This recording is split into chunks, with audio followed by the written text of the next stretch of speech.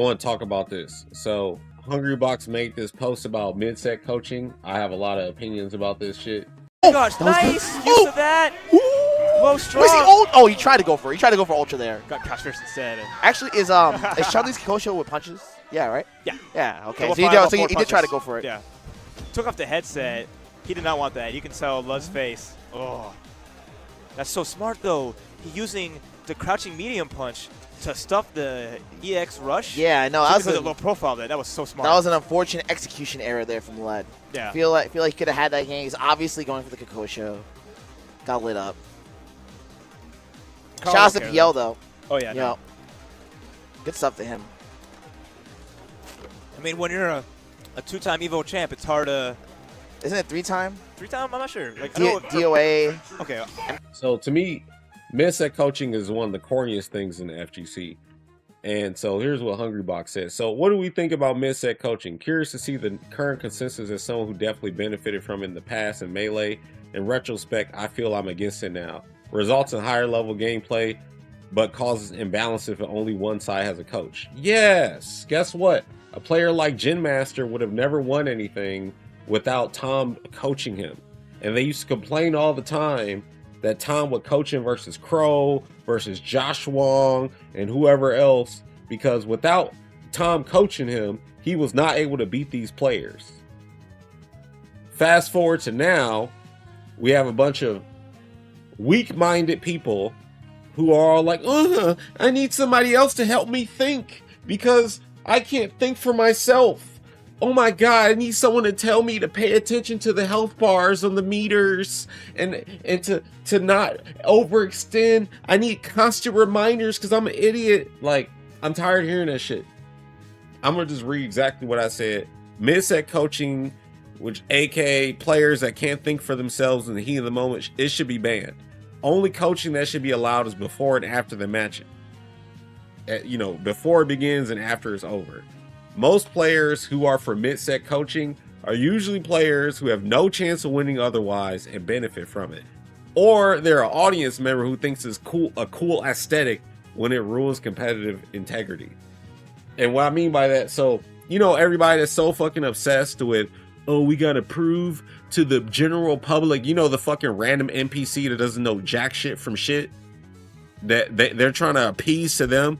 I don't give a fuck about what some random ass person thinks about fighting games or fighting game competition or any of that shit. I don't give a shit. We should stop collectively giving a shit. The same thing with people who worship celebrities. They want to, you know how people measure their success as if some celebrity co-signed them or something. Like, that shit is corny too.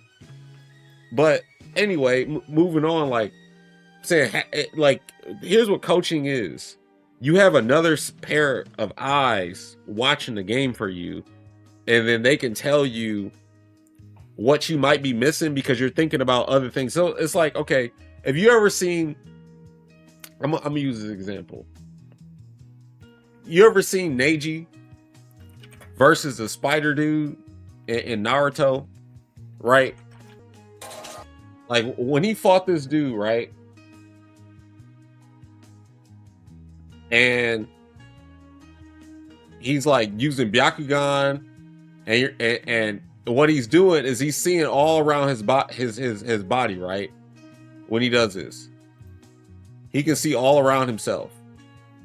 Okay, so Neji by himself can see everything around him, but he has a blind spot because he's looking at all these different options. He might be able to see 90% of the options or 95% of the options, and he's defending against everything. But it's that one thing that can get through and hit him. Okay, so like right here, Neji's going off. He's blocking everything, but he gets caught because there's a blind spot where he gets caught, right? Because he can't see everything, but he's like 90% locked in. Well, that coach comes in to fill in that hole for that 10% or that 5%, and he won't get caught. Then he can basically like triumph. That's how it is for high level players. So if you're playing at the highest level, right, and you're playing against somebody who's on your same skill level, but they're just catching you in spots that you might be missing, And then there's something that just, it can be something small, minor that you're not thinking about because you're thinking about 10 other different things. And then that person says, hey, look, you actually don't need to think about all these things because they're only doing these options. And then you focus hyper on those options and you basically take out the player. That's just unfair as fuck. Because you have a separate pair of eyes that's going to do something. Basically, the conditioning is between you and that player. It shouldn't be between you, that player, and the person standing off in the distance seeing what's going on so that they can come and give you like the answers to the test. That shit is no.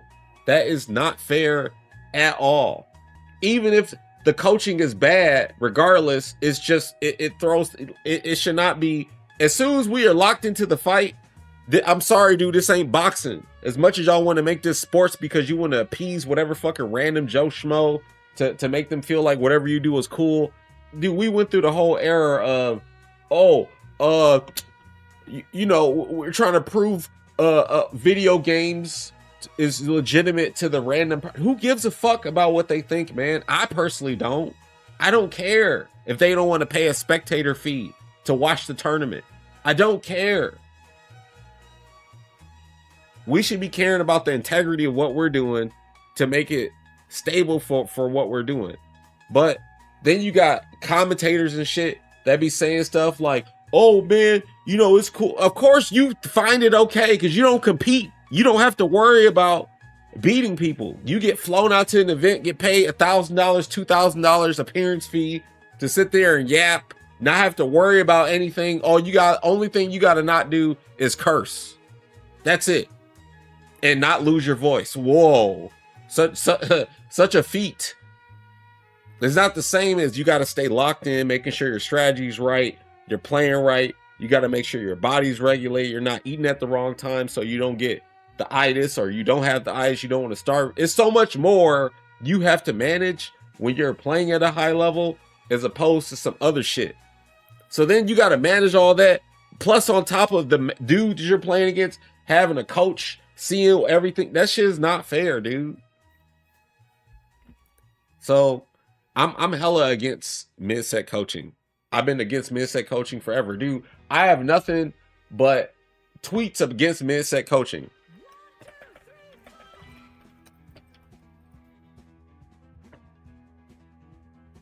Let's see.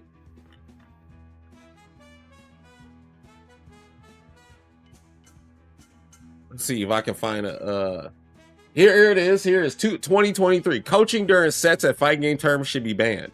Players use this as an opportunity to ice opponents and get them off rhythm. Delaying the set to get advice. LOL, can't do that online. It's a dirty tactic that's been abused in the FGC. This term we realize that mid-set coaching is genuinely hilarious. But yeah, like, I've been against this shit forever, man. And then for people that love mid-set coaching, I was like, all right, well, what if I start doing this when you start trying to give coaching?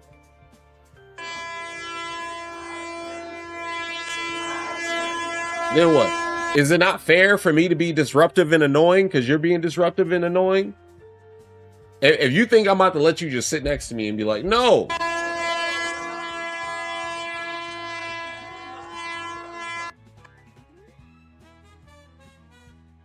I've been against this shit. Look, they abuse it. Their friends abuse it. The people they like seeing win abuse it. Their friends haven't been successfully coached against, have agendas. Like, even going after ice. I'm just letting you know. I've been against this shit since forever.